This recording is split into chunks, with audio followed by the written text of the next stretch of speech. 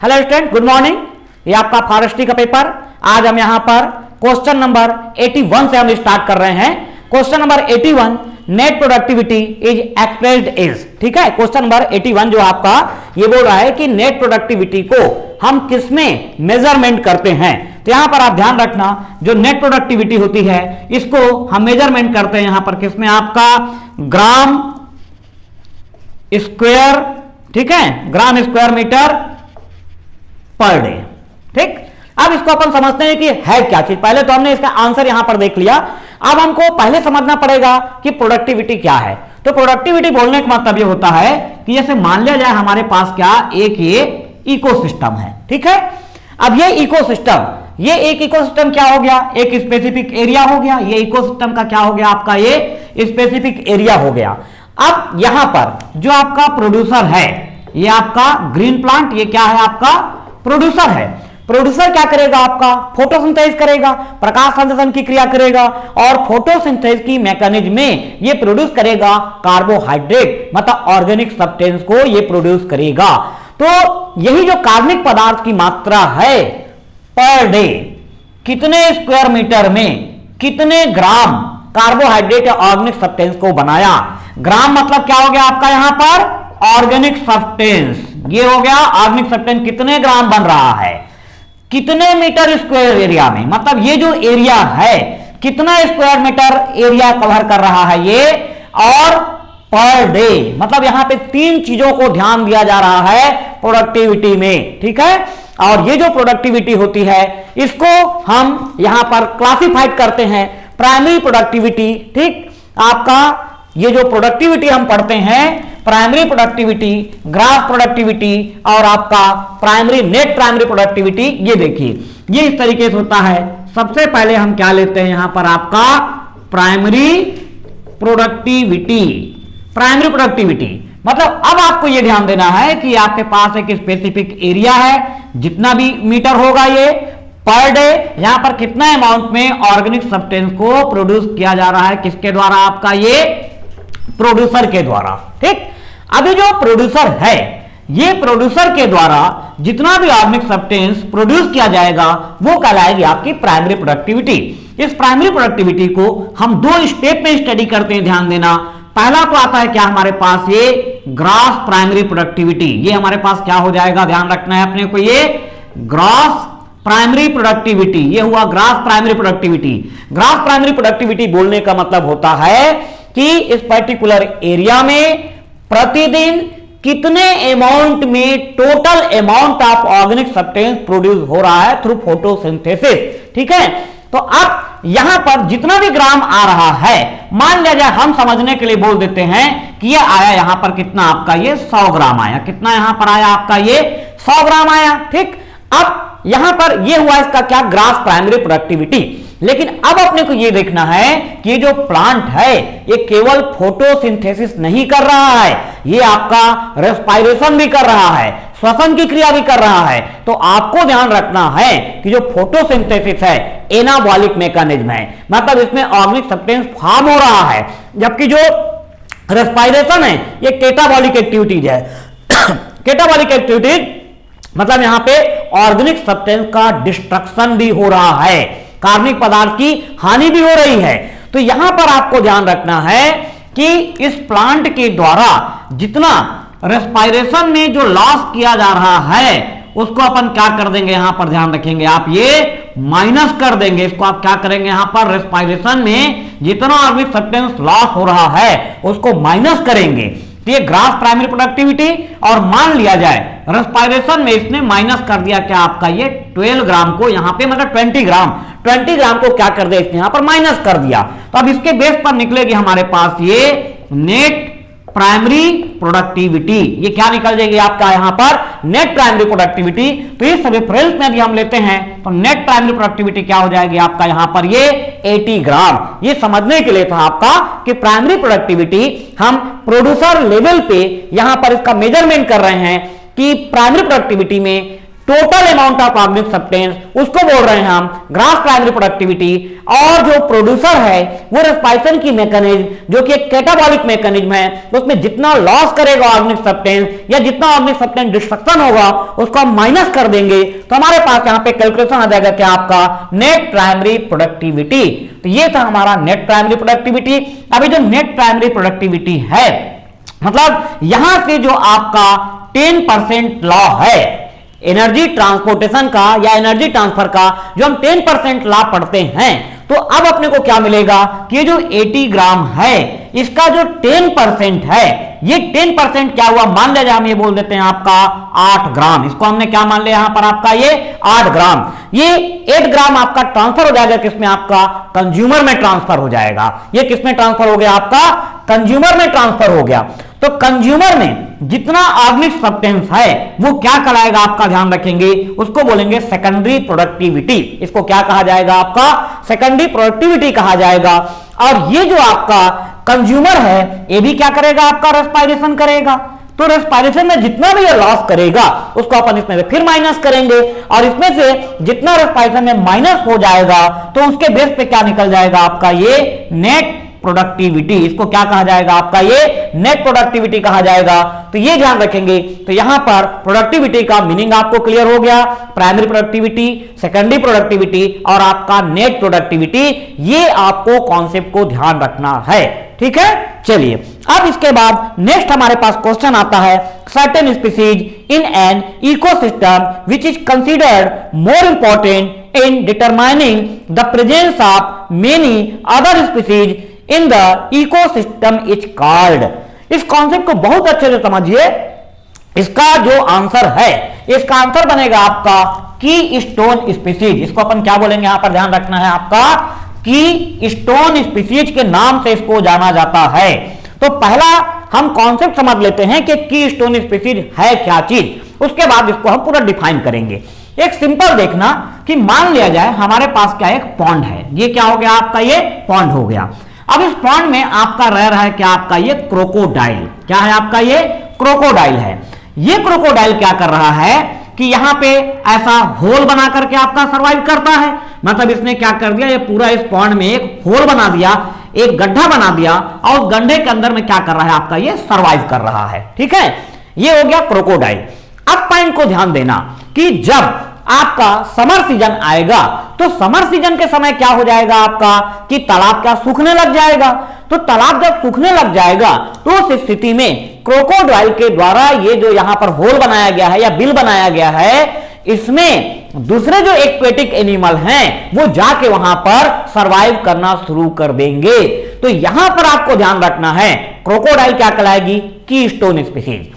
मतलब की stone species बोलने का मतलब ऐसी स्पीसीज जो दूसरी स्पीसीज के एक्सिस्टेंस या अस्तित्व के लिए या उनके अस्तित्व को बनाए रखने के लिए आवश्यक है, उसको अपन क्या बोलते हैं, यहां पर आपका की स्टोन स्पीसीज के नाम से जाना जाता है, ठीक है। तो उसी से रिलेटेड क्वेश्चन है आपका, यहां पर ध्यान देना कि certain species in an ecosystem, ये एक्वेटिक इकोसिस्टम है। सर्टेन स्पीसीज मतलब यहां पे क्रोकोडाइल की बात हो रही है, ठीक है। Certain species is in an ecosystem which is considered more important. मतलब इस इकोसिस्टम में आपका बहुत इंपॉर्टेंस रख रहा है कौन, आपका crocodile, in determining the presence of many other species. मतलब ये जो क्रोकोडाइल है दूसरे स्पीसीज के प्रेजेंटेशन के लिए यहां पर इंपॉर्टेंस रख रहा है। मतलब आपको ध्यान रखना है कि क्रोकोडाइल यहां पर क्या कहलाएगी, आपका की स्टोन स्पीसीज कहलाएगी, ठीक। मतलब बहुत सिंपल लैंग्वेज में बोलेंगे कि कोई ऐसा ऑर्गेनिज्म या कोई ऐसी स्पीसीज जो एक पर्टिकुलर इकोसिस्टम में पाई जाने वाली जो दूसरी स्पीसीज हैं उनके अस्तित्व को बनाए रखने के लिए आवश्यक होती है, उसको हम बोलते हैं यहां पे की स्टोन स्पीसीज कहा जाता है। ये आप ध्यान रखेंगे, ठीक है। चलिए तो नेक्स्ट हम यहां पर लेते हैं आपका question number 83। Question number 83, which of the following is related to sal tree. आपको ध्यान होगा कि पिछले वीडियो में पूरा मैंने आपको जो सागौन का ट्री होता है, सागौन के ट्री के बारे में पूरा कॉन्सेप्ट क्लियर करा था, और अभी यहां पर हम देख रहे हैं आपका साल ट्री के बारे में देख रहे हैं। तो आपको ध्यान रखना है कि ये क्या हो गया आपका साल। साल का साइंटिफिक नेम होता है, ध्यान रखेंगे आपका ये सोरिया रोबस्टा। ये क्या होता है आपका? सोरिया रोबस्टा। इसकी फैमिली होती है, आपको ध्यान रखना है, ये डिप्टेरोकार्पेसी। इसकी फैमिली क्या होती है आपका? ये डिप्टेरोकार्पेसी होती है, आपको ध्यान रखना है, ठीक है। और ये जो आपका साल ट्री है, ये पहले भी हम पढ़े हैं कि हमारे यहां जो टोटल फॉरेस्ट है उसमें आपका अबाउट 16% जो पार्ट है आपका क्या है? साल फॉरेस्ट का है, ठीक। और यहां पर साल ट्री से रिलेटेड कुछ ऑप्शंस आपको दिए हुए, स्टेटमेंट दिया हुआ है। Tree belong to family dipterocarpaceae, 100% सही। Germination is hypogeous. इसका जर्मिनेशन क्या होता है? हाइपोजियस। तो एक्चुअल में क्या होता है कि जो सीड जर्मिनेशन है, सीड जर्मिनेशन हमारे पास 2 टाइप होता है। एक क्या होता है आपका? ये इपीजियस जर्मिनेशन, और दूसरा क्या होता है आपका? ये हाइपोजियस जर्मिनेशन। तो यहां पर क्या होता है कि जैसे मान लिया जाए हमने क्या किया, ये आपके पास क्या है? ये मिट्टी है। यहां पर हमने बीज को ये इस तरीके से, ये सीड को हमने क्या कर दिया? यहां पर ये डाल दिया। अब जर्मिनेशन के दौरान यदि ये जो आपका सीड है ये जमीन के अंदर धंस जाएगा, ठीक है, तो ये क्या हो जाएगा? हाइपोजियस जर्मिनेशन कहलाएगा। और मान लिया जाए ये हमने सीड को यहां पर ये जर्मिनेशन कराया, और जर्मिनेशन के दौरान सीड क्या हो गया आपका? जमीन के या मिट्टी के ऊपर आ गया, ठीक है। मतलब सीड जर्मिनेशन के समय यदि जो सीड है या जो उसका कॉटिलिडन है वो जमीन के अंदर धंस गया, एम्बेडेड इन सॉइल, तो उसको बोलोगे हाइपोजियस जर्मिनेशन। और यदि जर्मिनेशन के समय आपका ऊपर की तरफ आ गया कॉटिलिडन या उसका सीड, तो उसको अपन क्या बोलते हैं? यहां पर इपीजियस जर्मिनेशन कहा जाता है। तो यहां पर आपको ध्यान रखना है कि जो साल ट्री है इसका सीड जर्मिनेशन के समय जमीन के अंदर धंस जाएगा, तो ये क्या कहलाएगा? आपका हाइपोजियस जर्मिनेशन इसको कहा जाएगा। उसके बाद नेक्स्ट आता है ठीक आपका सीड इज ऑर्थोडॉक्स, ठीक है। तो सीड इज ऑर्थोडॉक्स, तो इसका सीड जो होता है ऑर्थोडॉक्स नहीं होता है, इसका सीड क्या होता है? रिकैल्सिट्रेट। और ये जो पेपर का डिस्क्रिप्शन मेरा कंप्लीट हो जाए तो इसमें स्पेशली आपका सीड टेक्नोलॉजी के अंतर्गत ऑर्थोडॉक्स सीड क्या होता है और रिकैल्सिट्रेट सीड क्या होता है, इस पे एक अलग से वीडियो बना करके डालूंगा, क्योंकि जितने भी एग्जाम हो रहे हैं फॉरेस्ट्री से रिलेटेड या जहां पर इकोलॉजी एनवायरनमेंट या एग्रीकल्चर है, वहां पर एक वेरी इंपॉर्टेंट क्वेश्चन है कि ऑर्थोडॉक्स या रिकैल्सिट्रेट सीड क्या होता है। तो ये आपको सैटरडे के आसपास आपको ये वीडियो दिखाई देगा, ठीक है। नेक्स्ट आपको मिलेगा यहां पर सेम उसी तरीके से, हाँ, ये आपका 83 में फोर्थ ऑप्शन क्या है? Wood is diffused porous. तो इसका जो कॉन्सेप्ट है ये भी मैंने पहले क्लियर किया हुआ है कि वुड, वुड का मतलब क्या होता है आपका? जाइलम। वुड का मतलब क्या होता है आप ध्यान रखेंगे यहां पर आपका जाइलम। कॉन्सेप्ट को आप समझ जाइए, ये बता चुका हूं मैं। वुड हो गया, वुड मतलब क्या हो गया आपका? ये जाइलम।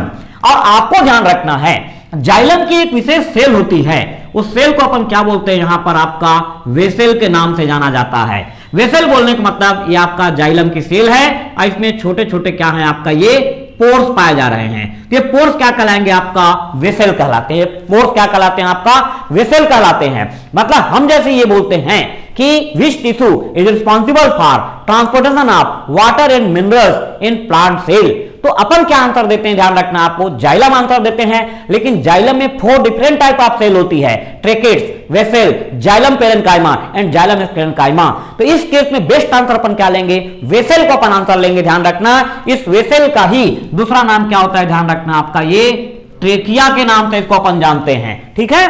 तो अब यहां पर आपको ये देखना है कि जब वुड का फॉर्मेशन होगा, तो वुड का जब फॉर्मेशन होगा तो यहां पर आपको ध्यान रखना है कि जो वुड हम पढ़ते हैं 2 टाइप्स ऑफ वुड पढ़ते हैं। एक आपकी क्या होती है? आपका ये पोरस वुड पढ़ते हैं। क्या पढ़ते हैं हम यहां पर? ये पोरस वुड पढ़ते हैं। और दूसरा अपन क्या पढ़ते हैं? ध्यान रखना आपका ये नॉन पोरस वुड।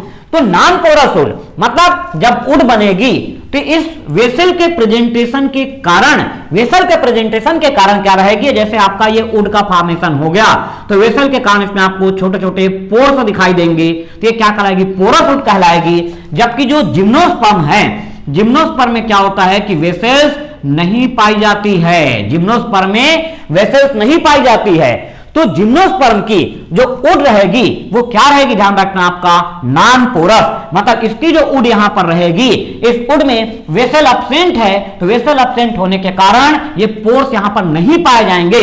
तो जिम्नोस्पर्म की जो उड है वो क्या होती है, नॉन पोरस होती है। जबकि आपका जो एंजियोस्पर्म है, एंजियोस्पर्म में क्या पाई जाती है, आपका ध्यान रखना, ये पोरस उड पाई जाती है। अभी जो पोरस उड है ये हम लोग 2 टाइप पढ़ते हैं। पोरस उड को अपन क्या करते हैं, ये 2 टाइप पढ़ते हैं। 2 टाइप पढ़ने का मतलब क्या है कि जो पोरस उड है ये 2 टाइप हो गई। एक आपका क्या हो गया, डिफ्यूज्ड पोरस, ये क्या हो गया आपका, ये डिफ्यूज्ड पोरस। और दूसरा क्या होता है, ध्यान रखना है आपका, ये रिंग पोरस। दूसरा क्या होता है आपके पास, ये रिंग पोरस। तो रिंग पोरस को पहले समझ जाइए क्योंकि वेरी वेरी स्पेशल। तो जो रिंग पोरस है, रिंग पोरस बोलने का मतलब क्या है कि जो वेसल है, ये वेसल क्या इस तरीके से ये रिंग के फॉर्म में क्या रहेगी, ये अरेंज रहेगी।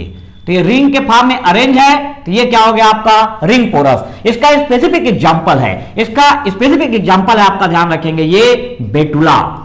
बेटुला, बेटुला बोलने का मतलब क्या होता है, जिसको नॉर्मली अपन जानते हैं किस नाम से, ये भोजपत्र के नाम से जानते हैं। किस नाम जानते हैं इसको अपन, भोजपत्र के नाम से या बेटुला के नाम से जाना जाता है, आप ध्यान रखेंगे, ठीक है। तो भोजपत्र वही जो अपन पढ़ते हैं कि प्राचीन समय में, एंशिएंट टाइम में जो पेपर या पत्ता या जो भोजपत्र है उसको लिखने के लिए, या जो प्राचीन पांडुलिपि वगैरह रहती है वो पाई जाती है, जिसमें आपका भोजपत्र में लिखी जाती थी, तो ये वही भोजपत्र या बेटुला है।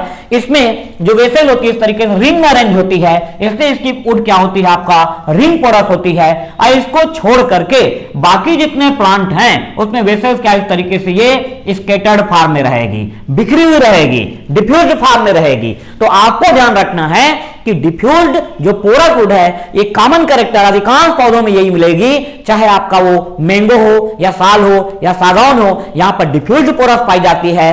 बेटुला या भोजपत्र में रिंग पोरस पाई जाती है, ठीक है, रिंग पोरस पाई जाएगी। और जिम्नोस्पर्म में वेसल एब्सेंट होने के कारण उसकी उड क्या होती है, नॉन पोरस होती है, इतना आपको ध्यान रखना है। तो यहां पर आपका क्वेश्चन नंबर 83 में आपका आंसर डी वाला आंसर बना, मतलब यहां पर ये 1, 2 और 4 सही है। इसका सीड ऑर्थोडॉक्स नहीं होता है, इसका सीड क्या होता है, रिकैल्सिट्रेट सीड होता है। तो चलिए नेक्स्ट यहां से हम आते हैं अब आपका क्वेश्चन नंबर 84। क्वेश्चन नंबर 84 ये आपका रिलेटेड है किससे, ध्यान रखना है यहां पे, हार्वर्ड फार्मूला। किससे रिलेटेड है आपका, ये हार्वर्ड फार्मूला। तो ये हार्वर्ड फार्मूला से रिलेटेड जो कॉन्सेप्ट है ये भी आपको नेक्स्ट वीडियो में प्रोवाइड कर पाऊंगा मैं। पहले इसका कॉन्सेप्ट हम समझ जाते हैं। नेक्स्ट वीडियो में आपको 2 चीजें मेरे को क्लियर करना है, एक आपका सीड टेक्नोलॉजी संबंधित और दूसरा आपका यील्ड रेगुलेशन। ये क्या होता है आपका, यील्ड रेगुलेशन। ये हो गया आपका YIELD, यील्ड हो गया, ठीक है। अब यील्ड से रिलेटेड बहुत सारे कॉन्सेप्ट हैं। बोलने का मतलब क्या होता है कि ये हमारे पास एक पर्टिकुलर एरिया है, ये फॉरेस्ट का एक पर्टिकुलर एरिया है। इस फॉरेस्ट के एरिया में ये हुआ है क्या आपका, यहां पर ये टिम्बर है, यहां पर अपने को क्या है आपका, ये टिम्बर है, ठीक। अब जो टिम्बर की अपने को कटिंग करना है या felling of tree, felling of tree मतलब क्या हो गया, यहां पर ट्री को अपन काटेंगे टिम्बर के लिए।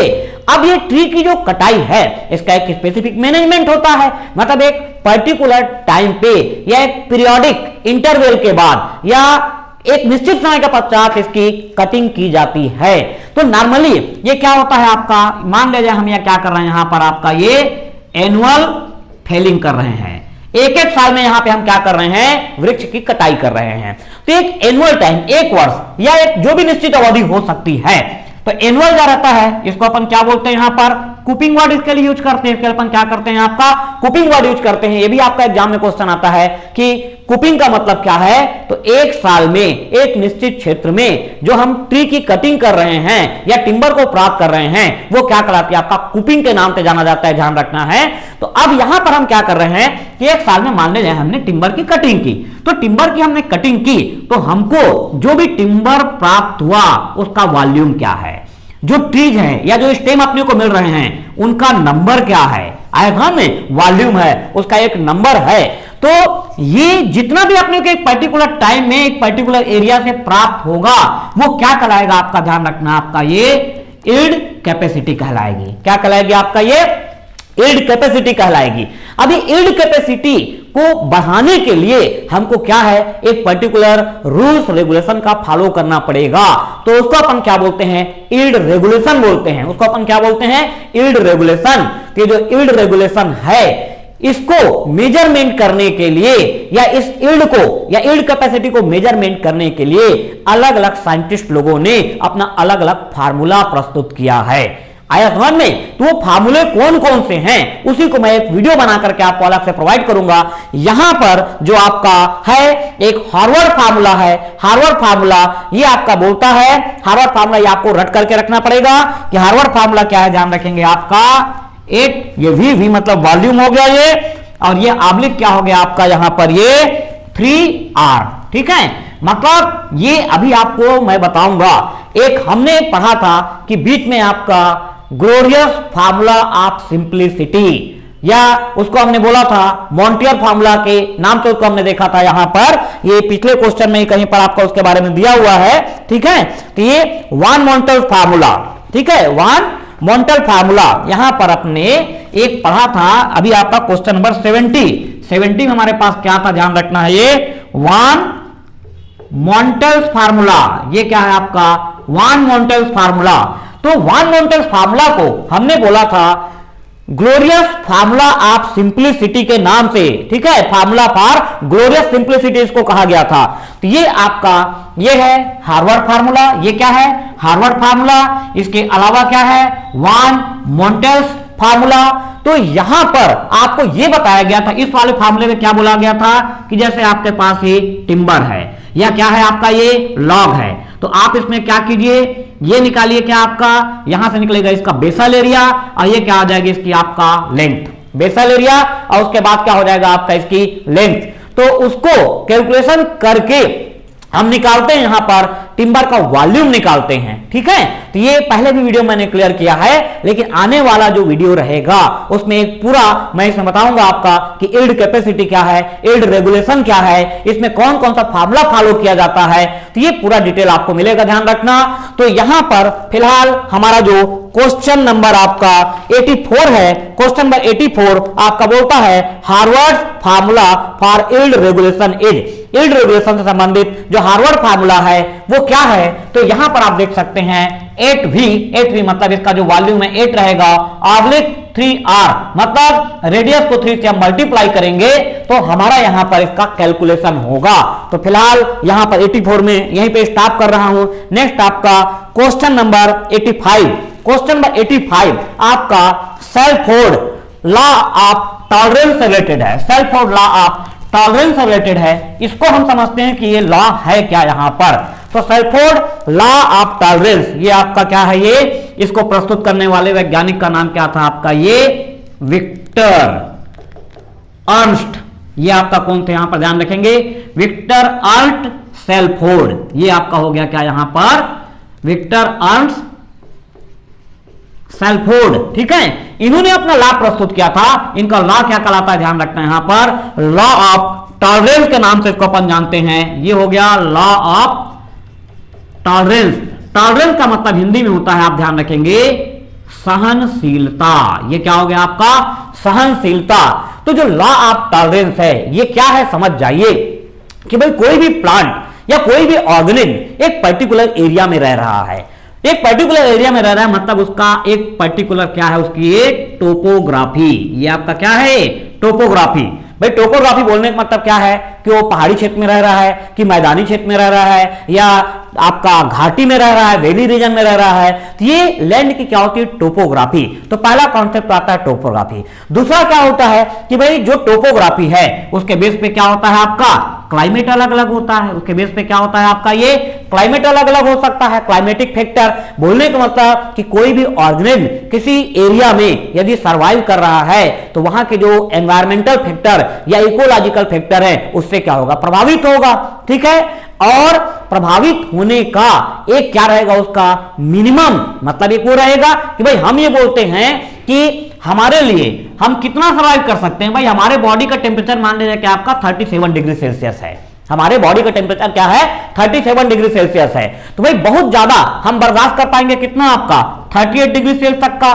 तो ये हमारा टॉलरेंस है, हमारी सहनशीलता है। कि कई बार लोग जनरल ऐसा बोलते हैं ना कि मेरी सहनशीलता को या मेरे टॉलरेंस को आप चैलेंज मत कीजिए, आया समझ में कि नहीं। तो सेम वही कॉन्सेप्ट यहां पर है कि जो क्लाइमेट में यदि चेंजेस आ रहा है तो एक लिमिट तक का ही प्लांट या कोई ऑर्गेनिज्म वहां पे अपना टॉलरेंस शो कर सकेगा, और यदि उससे ज्यादा क्लाइमेट में चेंज हो रहा है तो प्लांट क्या हो जाएगा, डिस्ट्रॉय हो जाएगा या एक्सटिंक्ट हो जाएगा। तो ये आपका है सेल्फोर्ड का लॉ ऑफ टॉलरेंस, ठीक है। तो यहां पर हम क्वेश्चन नंबर 85 तक का एक्सप्लेनेशन हुआ है, और नेक्स्ट वीडियो में हम क्वेश्चन नंबर 86 से एक्सप्लेन करेंगे।